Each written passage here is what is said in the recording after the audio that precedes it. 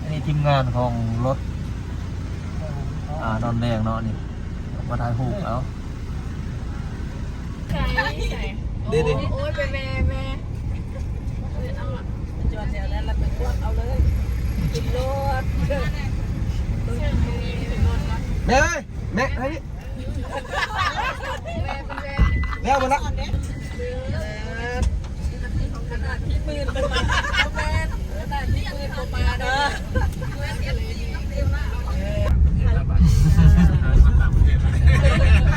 พาลูกเป็นนักข่าวเลยเด้อแม่อันนี้ของต้อนเจ้านี่ตัวน้อยเบลล่านี่ได้ของFC เขามาต้อนมาแม่นุ่งเผือกเลิกมาได้เข้านะนี่ลึกเบลล่านี่ได้ทุกอย่างนี่ด้านไม่น้ำขบวนเราซ้อมกันเข้าใจว่าห้าแล้วสาวแท้เพราะว่าเอาจ่ายเงินกันเจ้าเลยเดือนลูกแต่ VIP แมนเขาพิเศษไม่ได้ของตำรวจแมนไม่ได้ห้ามคนน้องเขามา30ก็30โลเดียวเอาให้โลเดียวมันง่ายนะเอาไปโลเนี่ยก็เสียเวลานะเวลาหลายหมด1 3ก็ดีน้อยอย่าง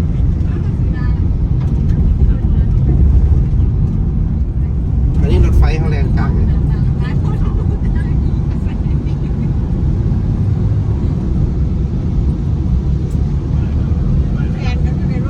คนยังตกเนาะ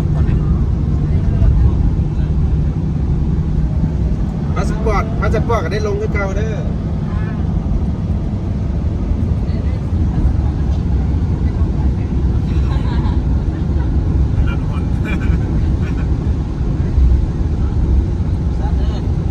ถ่ายครัวเลยเด้อสัมภาษณ์นะบัดนี้นะสัมภาษณ์มาแล้วถ่ายครัวแล้วสัมภาษณ์แล้วบัดนี้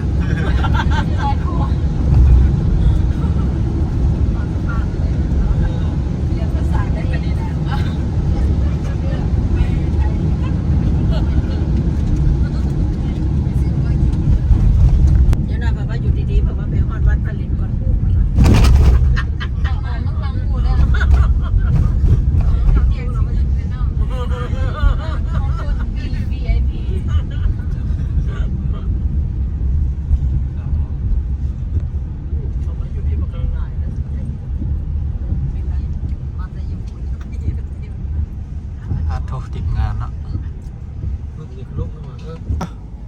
ทั้งหลังก็ยังมีวันวางอยู่หันบ่วางดิ14 คนน่ะพร้อมคนครับ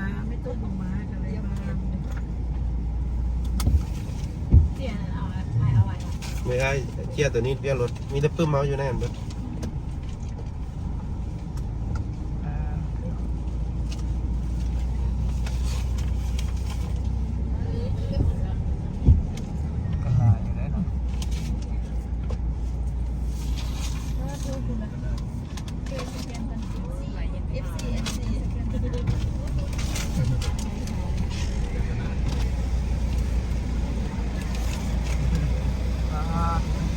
เอาออกรถ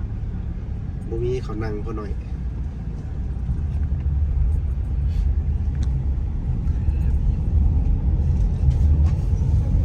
จัดงาน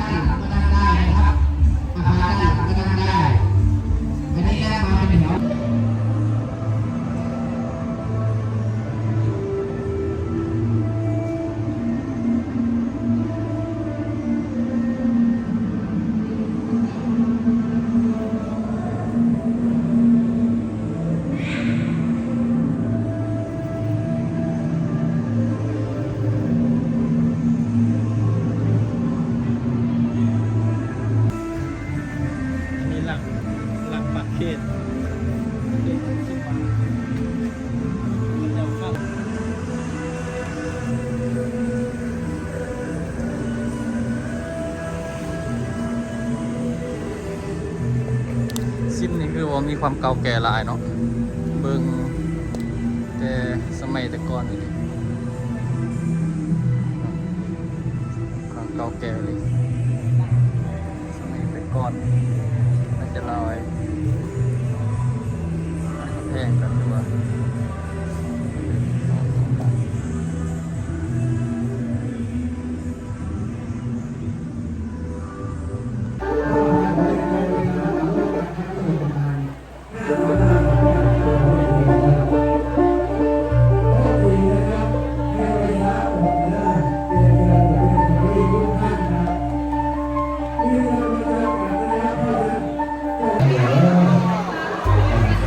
ใครรับบนบอกได้ไหมว่าต้องทำเป็นยังไงก่อนพอทำได้ที่ยังไงเลย